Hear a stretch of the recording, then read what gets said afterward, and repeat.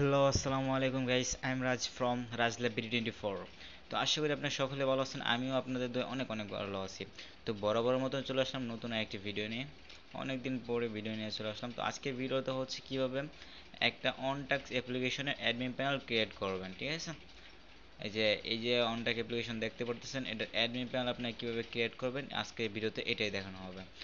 তো কথা না বলে চুল কাজে চলে। প্রথমত আপনি আপনার সি প্যানেল লগ ইন করে নেবেন।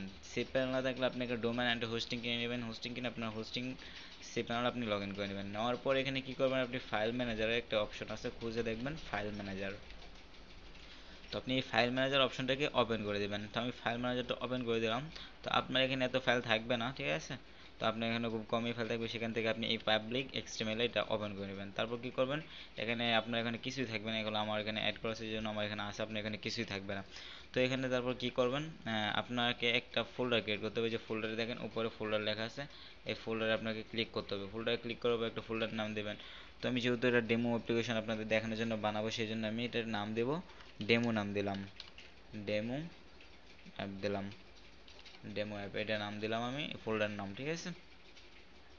তো ফোল্ডার নাম হচ্ছে ডেমো অ্যাপ। বাট ওকে, তারপর যে ক্রিয়েট ফোল্ডার একটা ক্লিক করে দেবো। তো ফোল্ডারটা আমার ক্রিয়েট হয়ে গেলো। তো আমি আমার ফোল্ডারে ঢুকে যাব। এই যে দেখেন ডেমো অ্যাপ ফোল্ডারটা ক্রিয়েট হয়ে গেছে।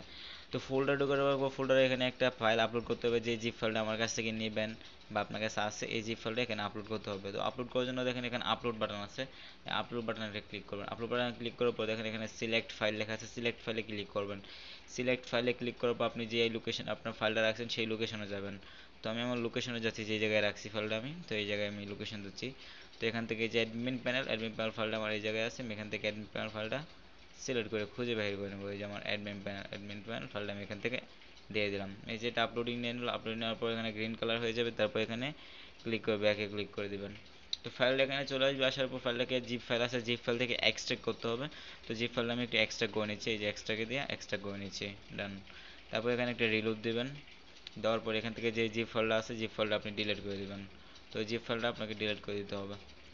তো আমি জিপ ফাইলটা ডিলিট করে দিলাম। তো আমার কাজ এখানে শেষ। এখন করতে হবে আপনাকে একটা ডাটাবেস ক্রিয়েট করতে হবে। ডাটাবেস ক্রিয়েট করার জন্য আপনার হোস্টিং টুলসে চলে যাবেন, হোম পেজে আসার পর এখানে দেখবেন এই যে ডাটাবেস ক্রিয়েট অপশন পেয়ে যাবেন। ডাটাবেস, এখান থেকে আপনি ডাটাবেস একটা ক্রিয়েট করে নেবেন। ডাটাবেস কীভাবে ক্রিয়েট করতে হয় আশা করি জানেন। তো এখানে ডাটাবেস আমি একটা ক্রিয়েট করে নিচ্ছি। ডাটাবেসের নাম দিচ্ছি আমি ডেমো অ্যাপ। ডাটাবেসের নাম আমি ডেমো অ্যাপ দিচ্ছি, ডেমো অ্যাপ, ঠিক আছে? তারপর এই নামটা আমি কপি করে নিচ্ছি। তো ডাটাবেস কীভাবে ক্রিয়েট করতে এটা আশা করি জানি, এটা আপনাদেরকে বলতে হবে না। তো ডাটাবেসটা আমি এখানে পেস্ট করে দিচ্ছি। তো তারপর এখানে ডাটাবেস পাসওয়ার্ড দিতে বলতেছে, ইউজার নেম আর পাসওয়ার্ড, এই ইউজার নেম পাসওয়ার্ড দিতে বলতেছে। তো ডাটাবেসে একটা ডাটাবেস পাসওয়ার্ড আমি দিয়ে দিলাম, ঠিক আছে? পাসওয়ার্ড দিয়ে তারপর যে ক্রিয়েট ইউজার একটা ক্লিক করলাম।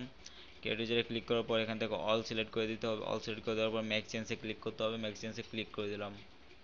তো তারপর এরকম অপশন আসবে। এখন কি করতে হবে, আপনাকে ফাইল ম্যানেজার চলে যেতে হবে। এখানে দেখেন লেখা আছে ডিবি কানেকশন, লেখা আছে যে ডিবি কানেকশন নামে একটা ফাইল আছে, ঠিক আছে? ডিবি কানেকশন ফাইলের রাইট বাটনে ক্লিক করবেন, তারপর এডিট বাটনে ক্লিক করবেন, তারপর এডিট করবেন, ঠিক আছে? এখান থেকে দেখেন কিছু ডাটাবেস আছে, ডাটাবেসগুলো ডিলিট করে দিতে হবে, নতুন করে ডাটাবেস দিতে হবে। এখানে ডাটাবেসের নামের জায়গায় আপনার যে ডাটাবেস নাম আছে, ডাটাবেস নামটা দিয়ে দিবেন। ডাটাবেস ইউজার নেমের জায়গায় ডাটাবেস ইউজার নেম দিবেন। ডাটাবেস পাসওয়ার্ডের জায়গায় ডাটাবেস পাসওয়ার্ডটা দিবেন, ঠিক আছে? ডান, এখানে কাজ শেষ, ঠিক আছে? তারপর এখানে দেখেন সেভ চেঞ্জে ক্লিক করবেন। এটা সেভ চেঞ্জে ক্লিক করে দেওয়ার পর ক্লোজ করে দেবেন। ডান, হয়ে গেছে। তো এখন আপনাকে কী করতে হবে, আপনার অ্যাডমিন প্যানেলটা লগ ইন করার জন্য আপনার ডোমেনটাকে ওপেন করে দিতে হবে। ডোমেনটা ওপেন করে আপনার তারপর ওপেন করার পর যে ডোমেনের যে ফোল্ডার নামটা কপি করে নেবেন। কপি করে নেওয়ার পর এখানে পেস্ট করে দিতে হবে। এই যে দেখেন ফোল্ডার নামটা কপি করে পেস্ট করে দেবেন। দেওয়ার পর দেখেন এখানে এরকম আসে, এরকম আসলে মনে করবেন আপনার এটা কমপ্লিট, ঠিক আছে? তো এখন কি করতে হবে, এখন এখানে লিখতে হবে, এখানে এটা লিখবেন। এই যে দেখেন এখানে লেখা আছে অ্যাডমিন লগইন। প্রয়োজন এটা কপি করে নেবেন বা এখান থেকে লিখে দিবেন। এটা কপি করে নেবেন, এটা লিখে দিবেন। এটা কপি করে এখানে পেস্ট করে দিবেন। অ্যাডমিন লগইন লেখার পর আপনার সামনে যে এরকম পেজ আসবে, এরকম পেজ আসলে আপনাকে দেখেন এখানে পাসওয়ার্ড দিতে হবে, দিয়ে লগ ইন করতে হবে। তো পাসওয়ার্ড হচ্ছে 1 2 3 4, ঠিক আছে? পাসওয়ার্ডটা হচ্ছে অ্যাডমিন প্যানেল 1 2 3 4, ঠিক আছে? তারপর লগ ইন অ্যাডমিন। তার আগে আপনি কি দেখে এখানে এগুলো চেঞ্জ করতে চান, এখানে এখানে লেখা আছে ওয়েলকাম টু রাজল্যাব BD24, এই লেখাটা আপনি চেঞ্জ করতে চাইলে চেঞ্জ করতে পারবেন। সেক্ষেত্রে আপনি চলে যাবেন আপনার ফাইলে যাওয়ার পর এখান থেকে আপনার কি করবেন, যেখানে অ্যাডমিন লগইন ফাইলটা ওপেন করে দেবেন। অ্যাডমিন লগইন ফাইলটা ওপেন করে দেওয়ার পর এখানে দেখেন লগ ইন নামে একটা পিএইচপি আছে, যে লগইন.php, লগইন.phpটা এডিট করে নেবেন, ঠিক আছে? একটু এডিট মারবেন।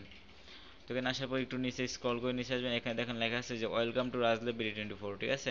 এখান থেকে আপনার ল্যাবের নাম বা আপনার কোম্পানির নাম এখান থেকে লিখে দিবেন, ঠিক আছে। তারপর সেভ চেঞ্জে ক্লিক করে দিবেন, ঠিক আছে।